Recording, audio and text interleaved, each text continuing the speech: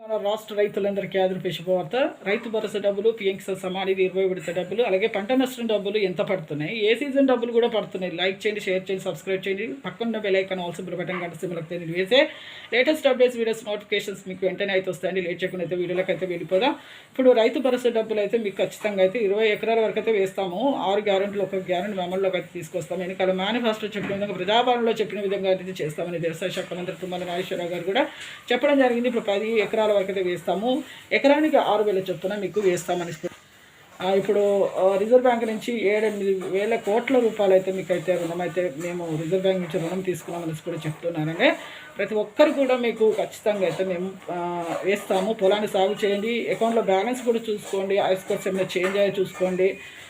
EKYC MPCI link అయితే ఖచ్చితంగా చేసుకోవాలండి. చేసుకోకపోతే మాత్రం అమౌంట్ అనేది పడదని కూడా చెప్తూ ఉన్నారు.